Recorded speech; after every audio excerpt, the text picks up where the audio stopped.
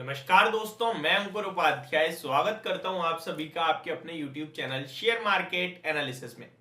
दोस्तों यहां पे बात करूंगा आप सभी के साथ चार ऐसे स्टॉक्स के बारे में जिनमें काफी बड़ी गिरावट देखी है आप सभी ने आज के सेशन में भी और पिछले कुछ महीनों में भी। स्टॉक के नाम पहले आपको बता दूं, जोमेटो। कमेंट्स कंटिन्यू आते रहते हैं इस स्टॉक को लेकर। अंबुजा सीमेंट, इनफैक्ट आज पूरे अदानी ग्रुप के स्टॉक्स में गिरावट है और इसके पीछे का सबसे बड़ा रीजन जो वो मैंने आप सभी के साथ मॉर्निंग में सेकंड वीडियो में शेयर भी करा था।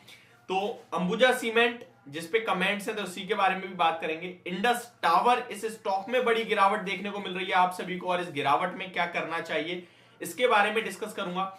एंड एक स्टॉक जिसमें मुझे लगता है जो लेवल्स हैं वो अच्छे दिख रहे हैं और कहीं ना कहीं आपको लेने के हिसाब से सोचना चाहिए, वो है रिलायंस इंडस्ट्रीज। इसके बारे में भी डिस्कस करूंगा। तो चलिए दोस्तों, बिना किसी देरी के वीडियो को आगे बढ़ाते हैं एंड स्टार्ट करते हैं एक करके सारे ही स्टॉक्स को डिस्कस करना। सबसे पहले बात करते हैं अंबुजा सीमेंट के स्टॉक के बारे में। अंबुजा सीमेंट की बात करें तो देखिए, गिरावट के पीछे का सबसे बड़ा रीजन जो है वो आपके लिए अदानी ग्रुप के स्टॉक्स में जो बिकवाली है वो ही है और कोई रीजन नहीं है। लगभग अदानी ग्रुप के स्टॉक्स में से आज 46,000 करोड़ का नुकसान हो गया है मार्केट कैप से पूरे अदानी ग्रुप में, केवल और केवल हाइडेनबर्ग की वजह से। तो यही एक कहीं ना कहीं न्यूज आती हुई दिखी है। उन्होंने कहा कि ये मार्केट में 85% तक की गिरावट हो सकती है अदानी ग्रुप के कुछ स्टॉक्स में। इसके पीछे जो सबसे बड़ा रीजन उन्होंने दिया है वो है वैल्यूएशंस, डेट कंसर्न्स। ये दो चीजें बताएंगे जिसकी वजह से आज इन स्टॉक्स में एक बड़ी पिटाई देखने को मिल रही है आप सभी को। तो क्या करें क्या ना करें, देखिए अदानी ग्रुप की बात करें तो ये तो एक अलग लेवल का हिसाब किताब है, लेकिन अंबुजा सीमेंट एक्वायर्ड कंपनी है अदानी ग्रुप की। एसीसी एंड अंबुजा दोनों को एक्वायर कराया रिसेंटली, आपको पता ही होगा, होलसेल से जो स्टेक खरीदा था। अब अंबुजा सीमेंट की बात करें तो 462 पे, चार्ट पैटर्न भी थोड़ा नेगेटिव हो गया है। स्टॉक में सपोर्ट भी अराउंड 450 के ही समथिंग का है, जो कि 9 सितंबर को स्टॉक ने थोड़ा एक रिट्रेस करा था लेवल, और वो जो लो लगाया था वो 454 का था। एंड उसके नीचे स्टॉक में सीधे आपके लिए 420 एंड 400 रुपए तक के लेवल्स देखने को मिल सकते हैं। स्टॉक में जो ये गिरावट है विद वॉल्यूम्स आती हुई दिखी और ये एक कहीं ना कहीं चिंता का विषय है। 53 लाख शेयर्स का एवरेज वॉल्यूम है, जिसके सामने अराउंड 2.2 करोड़ शेयर्स इस स्टॉक में ट्रेड होते हुए आज के सेशन में दिख रहे हैं।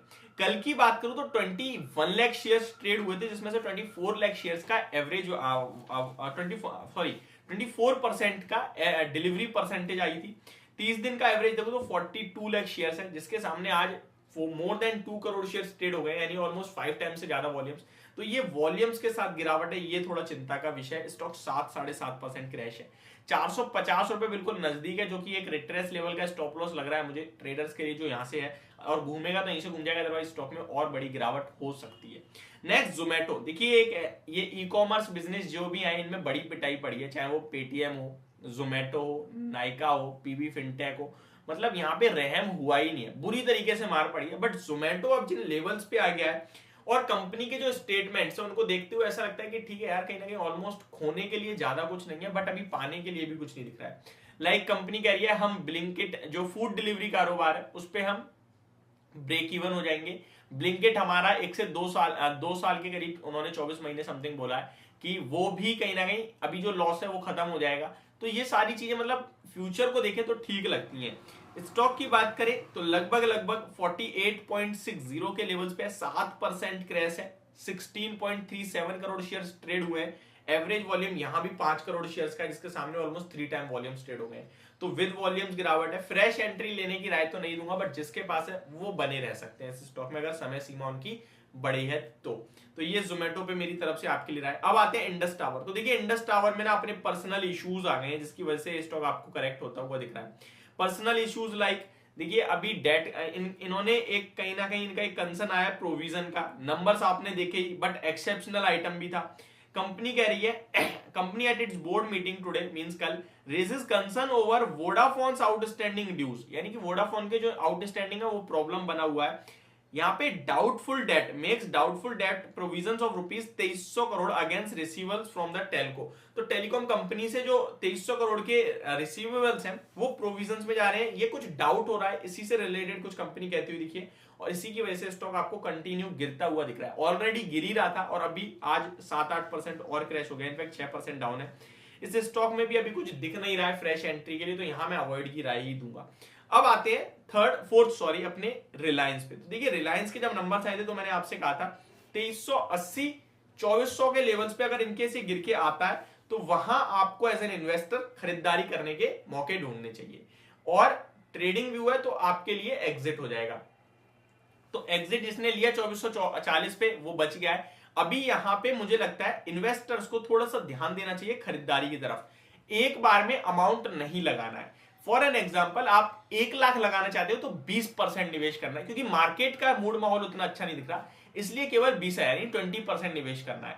उसके बाद कोई गिरावट और आती है यहां से 3% की, तो आपको 30% और लेना है, 3% की केवल।